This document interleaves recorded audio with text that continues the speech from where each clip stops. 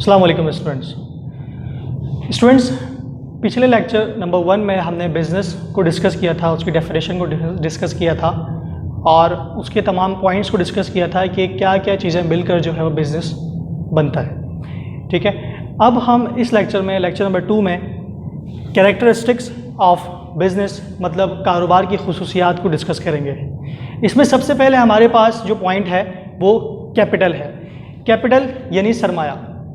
क्या कोई ऐसा बिजनेस है आपकी नज़र में जो बिना किसी सरमाए के शुरू हुआ हो? वो अलग बात है कि कुछ यूट्यूब में वीडियोस हमने देखी हैं जो कि ज़ीरो इन्वेस्टमेंट के साथ जो बिज़नेस शुरू करने के हवाले से वीडियोस बहुत सारी देखी जाती हैं, जिसका मतलब कुछ और होता है। मैं आपको वो चीज़ें नहीं बताऊंगा कि ज़ीरो इन्वेस्टमेंट से क्या मुराद है। अभी हम कैपिटल को डिस्कस करते हैं कि कैपिटल बेसिकली है क्या। ठीक है, सरमाया क्या है? क्या एक मोबाइल बिना बैटरी के चल सकता है?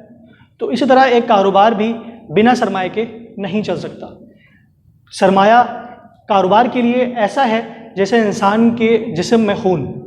ठीक है, इंसान के जिस्म में खून होगा तो ही वो जिंदा रह सकेगा, अदरवाइज नहीं रह सकता।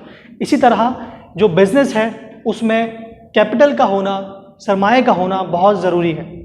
ठीक है, तो अब हम समझते हैं कि कैपिटल को किस तरह से हासिल किया जा सकता है, क्या क्या तरीके हैं जिससे कैपिटल को हासिल किया जा सकता है। कैपिटल को हम दो तरह से हासिल कर सकते हैं। फर्स्ट वन,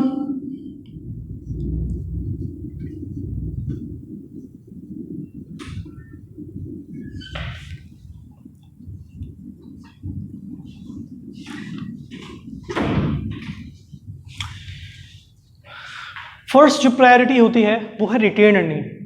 आप चूँकि कॉमर्स के स्टूडेंट्स हैं और बीकॉम में भी आ चुके हैं, तो ये आप अल्फाज बार बार सुनेंगे जब आप कैलकुलेशन कर रहे होंगे एडवांस अकाउंटिंग में, कॉस्ट अकाउंटिंग में, तो रिटेन अर्निंग का वर्ड बहुत ज़्यादा इस्तेमाल होगा। तो इसका मतलब, रिटेन अर्निंग का मतलब ये है पिछला, रिटेन मतलब पहले से, पिछला, अर्निंग का मतलब कमाया हुआ, मतलब वो अर्निंग्स जो आपने पहले से कमाई हुई है। फॉर एग्जाम्पल, मैं 20 साल की उम्र में एक जॉब पे लगता हूँ।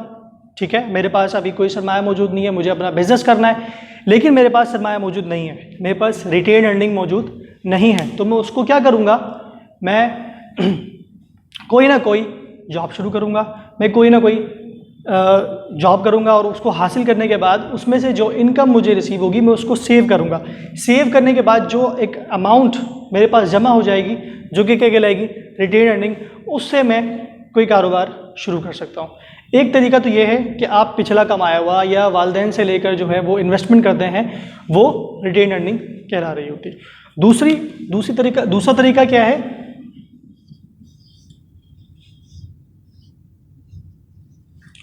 लोन। इसको मैं लेस प्रेफर करूंगा। ठीक है, क्योंकि लोन के साथ साथ आपको इंटरेस्ट भी पे करना रहता है। रिटेन अर्निंग में आपको फ़ायदा ये होता है कि वो आपका अपना सरमाया होता है। ठीक है, आपका अपना कैपिटल होता है, आप उसको खुद कमाते हो और खुद ही लगाते हो। लेकिन लोन आप बैंक से हासिल करते हो और वो एक भारी सूद की शक्ल में हासिल करते हो। ठीक है, लोन को क्यों मैं प्रिफर नहीं कर रहा, इसकी वजह यह है कि लोन बैंक से हासिल करने के बाद एक हैवी इंटरेस्ट जो है आप पर लाद दिया जाता है, जो कि बिजनेस के साथ साथ आपको उसमें कमाने के साथ साथ आपको उसको पे भी करना रहता है। ठीक है, दूसरा जो पॉइंट है वो dealing in goods and services है, जो कि कैरेक्टरिस्टिक्स के अंदर आता है। Dealing in goods and services से मुराद ये नहीं है कि सिर्फ बाइंग एंड सेलिंग हो, बल्कि इससे मुराद प्रोडक्शन भी है, एक्सचेंज ऑफ सर्विसेज भी है, इससे मुराद buying and selling of goods and services भी है। ठीक है, तीसरा पॉइंट जो कि ऑर्गेनाइजेशन का है, अगर हम उसकी बात करें तो ऑर्गेनाइजेशन से मुराद एक प्रीमिसेस है, एक इदारा है जहाँ पर ये सारी चीज़ें परफॉर्म की जाती हैं, जहाँ पर प्रोडक्शन के हवाले से काम किया जाता है, जहाँ पर बाइंग एंड सेलिंग के हवाले से काम किया जाता है, जहाँ पर बैठकर मार्केटिंग का काम किया जाता है, जहाँ पर बैठकर अकाउंटिंग के हवाले से तमाम काम सर अंजाम दिए जाते हैं। तो जाहिर है इन सब चीज़ों के लिए हमें एक जगह की ज़रूरत होती है, एक इदारे की ज़रूरत होती है, एक सिस्टम की ज़रूरत होती है, तब ताकि ये चीज़ें की जा सकती हैं। जो चौथा पॉइंट है वो है एम्प्लॉयमेंट के हवाले से। एम्प्लॉयमेंट से मुराद रोज़गार। जाहिर है लेने वाला हाथ देने वाले हाथ से बेहतर है, ठीक है। अब जब आप बिजनेस शुरू करते हो तो आप न सिर्फ अपने आप को एम्प्लॉय कर लेते हो, अपने आप के बी और ऑन बॉस बन जाते हो, आप खुद के ही बॉस बन जाते हो, और इसके साथ साथ आप दूसरों को भी एम्प्लॉयमेंट प्रोवाइड कर रहे होते हो, दूसरों का घर भी चला रहे होते हो। सिर्फ एम्प्लॉयज़ ही नहीं है जो आपके बिजनेस से फ़ायदा उठा रहे होते हैं, बल्कि जो आपके साथ एसोसिएटेड होते हैं, जिसको हम स्टेक होल्डर्स कहते हैं, यानी जो आपके इन्वेस्टर होते हैं, आप उनको भी फ़ायदा दे रहे होते हो, जो आपके एम्प्लॉयज़ होते हैं उनको भी फ़ायदा दे रहे होते हो, जो आपके वेंडर्स होते हैं आप उनको भी फ़ायदा दे रहे होते हो, ठीक है। इसके बाद हम आते हैं risk and uncertainty. No risk no risk, ठीक है। अगर आप रिस्क नहीं लेते तो आपको रिस्क भी मिलना मुश्किल हो जाता है। ये अलग बात है कि अल्लाह ताला ने सबको रिस्क देने का वादा फरमाया है, लेकिन हमें रिस्क हासिल करने के लिए कोई ना कोई जोड़ तोड़, कोई ना कोई मेहनत, कोई ना कोई रिस्क, कोई ना कोई ख़तरा लेना पड़ता है। इस्लामिक प्रोसेस, जब हम बात करें बिजनेस की तो मैंने लोन का आपको इस वजह से लेस प्रेफरेबल कहा क्योंकि लोन के अंदर सूद शामिल होता है।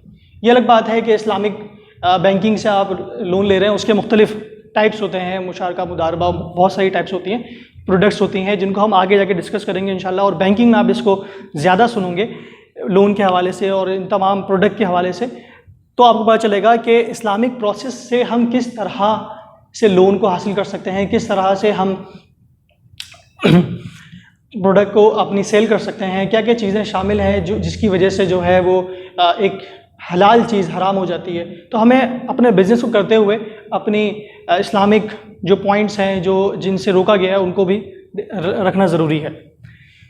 क्रिएशन ऑफ यूटिलिटी, आपकी प्रोडक्ट सिर्फ बाइंग एंड सेलिंग के लिए ना हो, सिर्फ प्रॉफिट कमाने का ज़रिया ना हो, बल्कि वो यूटिलिटी भी दे रहा हो, यानी अफादा दे रहा हो। यूटिलिटी का बेसिकली मकसद आप मतलब है वो आप इकोनॉमिक्स में ये वर्ड पढ़ेंगे, जिसका मतलब होता है सेटिस्फैक्शन।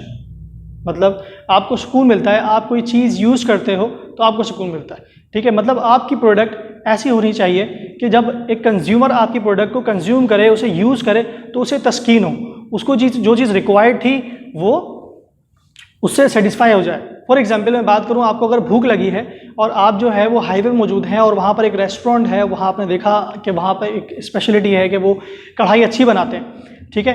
तो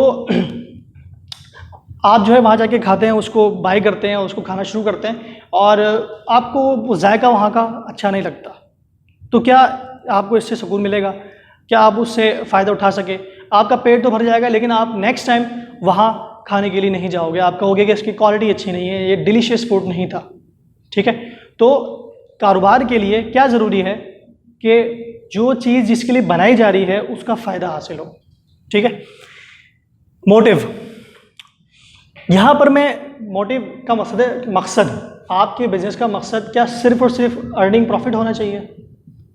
नहीं, अर्निंग प्रॉफिट सिर्फ आपके मोटिव का मकसद, आपका मकसद नहीं होना चाहिए, बल्कि आपका मकसद एक रिलेशनशिप भी बिल्ड करना होना चाहिए।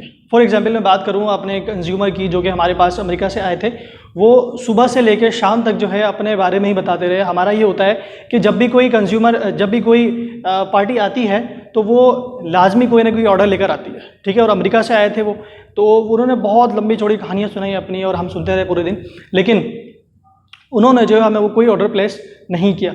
तो जब वो चले गए तो मैंने अपने बॉस से पूछा कि सर उन्होंने तो कोई भी ऑर्डर प्लेस नहीं किया, वो तो सिर्फ आए और उन्होंने अपनी कहानियाँ सुनाई। वो इंटरेस्टिंग कहानियाँ थी, लेकिन असल जो मेन मकसद था मीटिंग का वो ऑर्डर को हासिल करना था। तो हमें कोई ऑर्डर नहीं मिला, तो हमें फ़ायदा क्या हुआ इस मीटिंग का? तो उन्होंने कहा कि देखो, हमेशा जो है वो अर्निंग प्रॉफिट ही मकसद नहीं होना चाहिए, रिलेशनशिप बिल्ड होना भी बहुत ज़रूरी है। तो मतलब क्या हुआ कि आपका मकसद सिर्फ प्रॉफिट कमाना नहीं हो, आपका मकसद एक अच्छा रिलेशनशिप, आपका रिलेशनशिप वेंडर से भी अच्छा होना चाहिए, आपका रिलेशनशिप बायर से भी अच्छा होना चाहिए। लास्ट में डिस्कस करूंगा सोशल वेलफेयर, जो कि मोटिव से ही रिलेटेड है, कि आपका जो मकसद है वो आपने, ठीक है, रिलेशनशिप आपने बायर से अच्छा कर लिया, आपने प्रॉफिट भी कमा लिया, आपने वेंडर से भी अच्छे रिलेशनशिप बिल्ड कर लिए, लेकिन जब आपने सोसाइटी से कमा लिया तो जाहिर है आपको सोसाइटी को बैक भी करना है, ठीक है, उनके लिए भी कुछ करना है। आपने देखा होगा बहुत सारे इदारे हैं जिन्होंने वाटर प्लांट बनाया, वो ये क्यों कर रहे होते हैं? क्योंकि वो सोशल वेलफेयर को भी अदा करना चाहते हैं। वो ये आपने देखा होगा पेप्सी का ऐड, जिसमें एक टाइम पे कहा जाता था कि आप एक पेप्सी लेंगे तो आप री1 मतलब ₹1 जो है वो किसी को डोनेट करेंगे। तो ये सोशल वेलफेयर का काम बहुत सी कंपनीज भी कर रही होती हैं, जो कि एक बिजनेस का पार्ट होना चाहिए। आज तक के लिए इतना ही, इंशाल्लाह फिर नेक्स्ट वीडियो में मिलते हैं। अस्सलाम वालेकुम।